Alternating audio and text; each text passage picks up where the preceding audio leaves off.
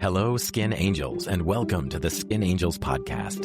I'm Peter Leo, dermatologist, investor, and one of the founders of Skin Angels. Before we begin, a quick disclosure. Many of the companies we discuss are early-stage ventures, and I may serve as an advisor, investor, or collaborator with some of them. From time to time, other members of Skin Angels may also have financial interests in these companies. This podcast is intended for educational and informational purposes only. It reflects our opinions and experiences as clinicians, scientists, and investors who care deeply about innovation in dermatology and skin health. Nothing discussed here should be considered medical advice, investment advice, or a recommendation to buy or sell any security. Our goal is simple: to explore new ideas, highlight promising technologies, and help connect the dermatology community with the people building the future of skincare and skin science. Thanks for being part of Skin Angels. Let's get started. Today, I'm delighted to welcome our guest, Dr. David Lortscher, founder of Curology and author of the book, Why Doctors Win, The Doctor's Guide to Creating or Joining a High-Impact Startup. David, welcome. Can you tell us a little bit about yourself? Peter, super happy to be here. Thank you. Yeah, I'm a dermatologist by background. I did my residency at UCSD in San Diego and ended up taking a bit of a different path after that. I went into private practice for about a year and then started a company. The company I started is called Curology, and it's a telehealth for dermatology startup. And when I started the company, this was back in 2013. This was about when everybody was starting their own telehealth for dermatology startup. It was the thing back then. And it was interesting because, in my practice as a dermatologist, I was, having so many patients drive many hours to see me. And I was looking at these options, like, we need to set you guys up with some option to get this done via telehealth. And I felt that all these other companies that were doing telehealth for dermatology, and we can get into this a little bit later if it ends up going that way, we're doing it wrong from a medical perspective, from a customer perspective, from a patient perspective.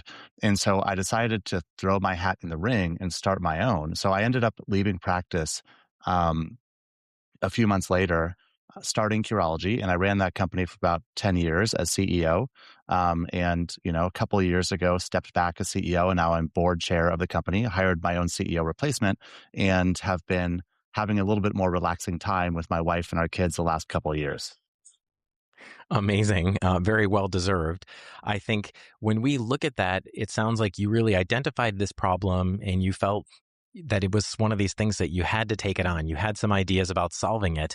And I'd love to hear a little bit about the building phase, because it really does tie in nicely to the book, because we know we have a very special set of skills in medicine, right? We know a lot about the body and health and disease, but when it comes to building a team and securing the resources and doing the business side, and frankly, you had a technology side as well. Could you tell us a little bit about that? And we can, of course, use that as a scaffold for thinking about this more broadly and how it applies to the book as well. Yeah. So when I was first ideating the company, what I saw was that I believe the other companies who had been in the space had built it wrong. And most of those companies were not run by doctors. They weren't run by dermatologists. They didn't even have a dermatologist on the founding team. And the sort of counterintuitive approach that we had was looking at the market and saying, okay, these other telehealth for dermatology startups, I'll get a little specific just to paint a picture. So, what they would typically do is an asynchronous telehealth consult, right? Which is the way we do most telehealth in dermatology, just via photos and text rather than any video. And they would offer this to the patient for $60 and then give about half of that, about $30 to the dermatologist. And the counterintuitive approach we took in building Curology was looking at that $30 the dermatologist got and saying, you know what, I think that's way too high. And that surprised a lot of people, I think. We're like, but my belief was that, having treated so many patients, especially in acne, and this is how most of these companies started, in acne, because that's the thing you don't need to biopsy, you never really need to touch. So it lends itself well. You can really do a good job treating acne if you're super efficient about it in about 30 seconds. And the way we did that was hire full-time dermatologists, not just like farm out consults to dermatologists as they go, and have them spend months learning how to efficiently do consults. And so that meant like memorizing about 300 different keyboard shortcuts where you'd like type a dot and then a couple different letters after it. And so for even the most obscure subtypes of acne, that maybe had been caused by a protein powder the patient was using, or maybe had been caused by a type of birth control the patient was using. We would be able to deliver a super customized consultation for these people, but it would only take us a matter of seconds because we'd spent the time to like build the system and memorize all these keyboard shortcuts, and the patients just loved it. And so that was when I saw that building in healthcare, if you can really, really find a counterintuitive way to do the medical part of things, can give you a big unfair advantage. And this is why we ended up overtaking all these other competitors.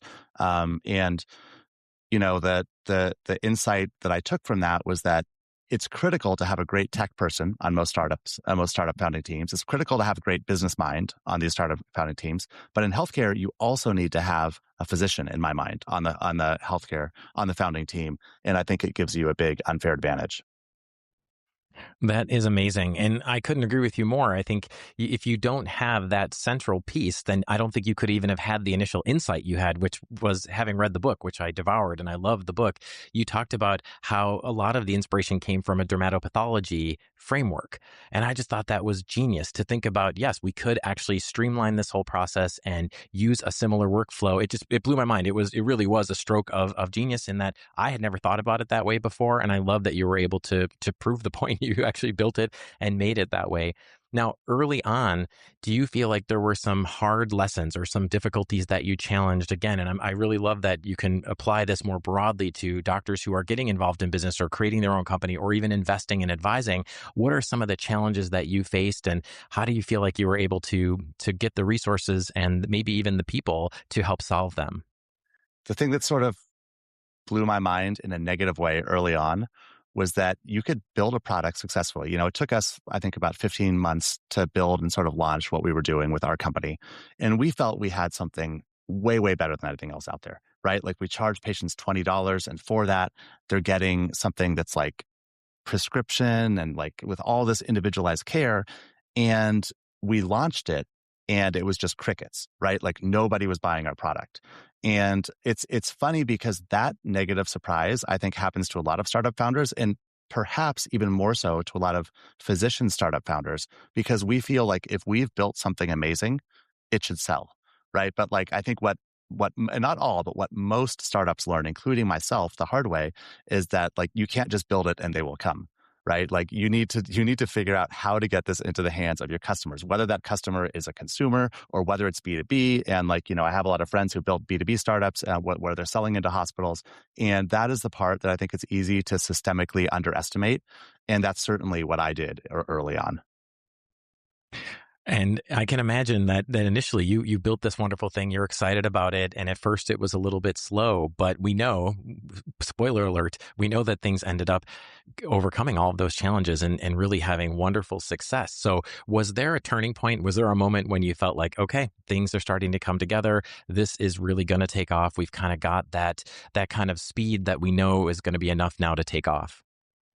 There were a couple major inflection points. So one is that we had to figure out exactly what type of marketing would work well for us. And this was sort of counterintuitive. Back then, this was, 2013. So about 50% of people had smartphones by then. Google, Facebook were extraordinarily popular. And we figured that's where we would try marketing, and with our tiny little budget, we tried advertising on Google and Facebook, and it just didn't work for us. We weren't converting customers. And what I saw in retrospect was that the Google form factor doesn't allow you to really explain your product, right? It's just we've all remembered the Google ads back from 2013, but back then nobody was searching for like how do I get like a personalized telehealth consultation. People didn't even understand the concept of telehealth, and then have a personalized medicine made for me and sent to me. So really, what our company was offering, and this isn't unique just to us, but what we were offering as a new company required a lot of hand-holding and explanation to understand it. And so the first format that actually helped us scale was advertising on Reddit. And I don't know what Reddit ads look like these days, but back then it would almost be like a normal Reddit post, but it would say that it's promoted. And so you have to give long form stuff. And if you reach the right audience, people will read it, they'll pay attention to it. And that's what happened. We made some long form ads in the Reddit skincare forums. And people were like, wow, this is amazing. Now I get this. Let me sign up. And that was, I'd say, the first inflection point where we started to grow. What's so cool about that is that that is very far outside of our knowledge in medicine, but a really nuanced take on kind of this idea the medium is the message. Part of the way we have to get advertising out there is not just spending money on it or shotgunning it. To find the appropriate forum is really, really sophisticated. I love that. And I'm grateful because there are lessons there. And I feel like one of the things that comes up for me a lot when I'm advising different companies is they will ask us, where could we find patients? Where do we find, especially if we're marketing to doctors, where do doctors and practitioners learn? How can we do this? And it's one of those questions where we don't have a lot of formal knowledge about this. There's no journal reporting it necessarily on these different trends, but to have an insight like that as well, to feel, okay, our message is out there, but it's not the right format. I think it's just really thoughtful and interesting. I would love to pivot a little bit into the book because, as you know, I love the book, and thank you for sharing that, and thank you for writing it, because I think that there is a tremendous interest. I mean, that's really why we're here today. Skin Angels is all about this idea that doctors can do more. They can get into business directly. They can build things, as you are a shining example of, but they can also do steps before that or an adjacent to that, being advisors and investors and helping to shape this future of dermatology and, of course, medicine in the world. Ultimately, these things are all connected. So I'd love to ask you a little bit about the book. What prompted you to write it? Did you feel like you had this kind of burning in you after this experience, or what was the catalyst to write? Yeah, I mean, it was amazing because when I had some time to step back and breathe after being CEO for 10 years, I was talking to my other founder friends and, companies I had invested in or helped advise. And I saw that so many really big, surprisingly successful companies had been founded by doctors. But I also knew that that wasn't common knowledge. People, I think, believe that doctors tend to be bad entrepreneurs on average. And of course, just like anyone else, some doctors might be great at certain things, some doctors might not be. But I started to look at the data, and I found that of the 100 largest healthcare companies that have been built over the past 40 years, and like you can sort of think to yourself, like try to guess like who these might be, right? Like because you've read the book, right? But the largest healthcare startup built in the last 40 years is Intuitive Surgical. That was founded by a doctor. The second largest is Gilead. That was founded by a doctor. The fourth largest is Regeneron, founded by a doctor. And all the way down to the top 100, 51 of those top 100 had a doctor founder or a doctor co-founder. But when you look at startups overall in healthcare, only 17% have a physician founder. So you're looking at this picture where a very small minority of healthcare startups have a doctor on the founding team, but of the really successful ones, 51% have a doctor on the founding team. And after I found that data, I was like, wow, I need to get this out there, and I need to encourage more doctors to get into the startup ecosystem. It really is kind of a secret advantage for the companies that bother to take us on, or for the doctors who are bold enough to do that. I found a couple of the things that you said in the book to be incredibly inspiring, and that's part of it, that doctors really do play a big role. When you think a little bit about some of the hard parts of running a company, if I may, I want to read one of your own quotes to you that I loved. I cracked up at this, and I talk about this all the time. You said, quote, "Running a company is, to put it mildly, not always fun. You will feel like an imposter at some point. You will dream about quitting. Your friends and family will wonder whether you still exist. With every new piece of bad news, you'll agonize over whether to tell your employees or spare them the burden. You will have product failures, PR disasters, and HR nightmares. You will inadvertently drive away some of your most important employees, usually at the worst possible time," unquote.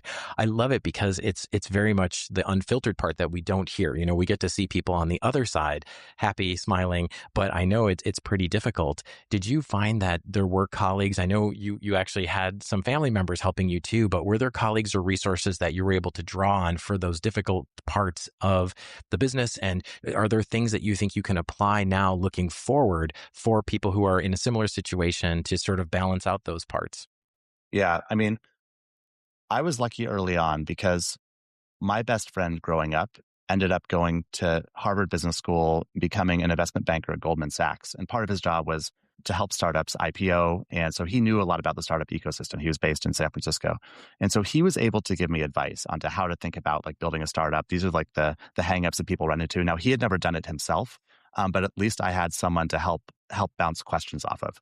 And if I had not had Chris there for me, there's no way I would have been able to build this company. And so with the help of my co-founders and So, my hope is that this book is that for other doctors who think they might want to join a startup or start their own startup, right? Like, how do I gain the knowledge to not feel like an imposter, to like answer some of these difficult business questions? Like, where do I look to? How do I approach this? How do I hire? How do I fire people? Doctors have honestly, a lot of natural advantages there, but we also start from a big knowledge gap in terms of business and marketing and finance. And so, doctors need to do the hard work of bridging that gap and learning, and that's why I wrote the book, so that people have that starting point that most people otherwise wouldn't have. I love that. In the book, you also talked about looking forward when you are evaluating a company or an idea. You set forth some interesting criteria, and I just love to hear your thinking about that. Sort of these concepts of, do they really have something big that is potentially going to change the game? Is it scalable? Some of these ideas that you talked about, I'd love to hear your framework for that. Yeah, so this is a framework that I stole from Ben Horowitz, the founder of Andreessen Horowitz, the great VC firm.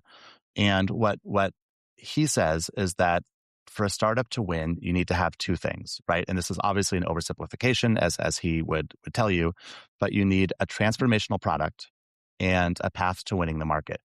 And, I was sort of alluding to later, I believed with Curology that we had a transformational product, but I hadn't really thought deeply enough about how we're going to win the market. And you really do need that, because in 9 cases out of 10, people aren't just going to knock down your doors and try to take what you're selling. So, but a lot of startups, the other mistake I see people make, not just not having a path to winning the market, but not being truly honest with themselves about whether the product is transformational. And one of like the best examples I've seen is with those contact lenses that could sense your glucose, right? This was like a product that Verily was trying to launch. Verily is like sort of Google's healthcare arm. And I think this is a classic example of a product that's a cool innovation, but it's not really transformational, because who cares if your contact lenses can sense your glucose, right? Like there's skin patches that you can put on your arm, you can put them on your belly, and that is a lot more pleasant than putting something in your eye. Like, why do you want to mess with these contact lenses that need to be as small as possible and fit in your eye? And so, I think the two criteria that I think most important to think about is your product actually transformational for the people who you're trying to help, right? Whether that's a business or a customer.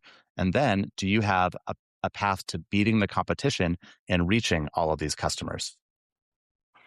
I really like that. I brings to mind the phrase, the triumph of technology over common sense, right? Sometimes there's a technological thing people want to do, but it's like, Yeah. Yeah. You fall in love with the cool technology. absolutely. Well, looking ahead, I'd love to get a sense, because you have done a lot so far. I mean, you've had this amazing company experience where you built it, you've drawn it up to a tremendous level, and now you're in a different role in that company. You've written a fabulous book that I really think all of our membership should read, and we're going to be, of course, recommending everybody read it, because there's so many pearls in there. I'd love to hear from your vantage point now, what challenges or opportunities in dermatology, or more broadly in skin health, what do you think is interesting next? Are there things you're personally looking to go into, or companies that you're following closely? Or what do you think maybe even nobody's started talking about quite yet, but might be something big in the next few years? Yeah. I mean, for me, it's AI, and I know you and I agree on that. I know you're heavily involved in the space, and I think it reminds me of when I launched my company, there was sort of a gold rush to transform healthcare with telehealth and these other methods, because all of a sudden people started having smartphones, right? And this was back in 2007, the iPhone was launched. So 2022 is when ChatGPT came out, and that started what I think we all believe will be an even bigger opportunity to transform healthcare. And sitting here 4 years later, we're at the very beginning of like the next few decades of how AI is going to transform healthcare. And so many startups are going to be created, leveraging all these new technologies we have. And it's a really big opportunity for doctors to help shape how that ends up looking, right? Because these AI companies are going to be founded regardless of whether or not doctors are involved. But with doctors getting involved as founders or as executives or as advisors at these companies, I think the progress will be, A, it'll be faster, and B, it's going to be more patient-centered, it's going to be more impactful. I really like that. And I do appreciate the hopefulness too, because I'm with you. I definitely hear some of the gloom and doom, and I'm not trying to deny that there are real potential perils with AI and with the changes we're all going to face. But I also would like to stay optimistic. I think that good people, good technology, and I think about this a lot. Steve Jobs talked about a computer as the bicycle of the mind. AI could be a rocket ship for our minds, right? It's going to take us to new places and let us do things we've never been able to do before. So I'm excited with you. As we wrap up, I would just love to open the floor. Anything else that you wanted to talk about or anything else you wanted to mention for our listeners, because it is just wonderful to have you. No, this has been great. I'm really grateful that you enjoyed my book so much and wanted to share it. It was very fun with me getting to interview all these physician founders of these other great healthcare startups. I mean, it was my company wasn't based in AI, it wasn't based in robotics, but I got to interview AI founders like the founders of Abridge, and robotics founders like the founders of Conceivable, and it was just really fun for me to get to learn about all these different areas. Well, thank you again so much for coming and joining us today. To our listeners, thank you for tuning in.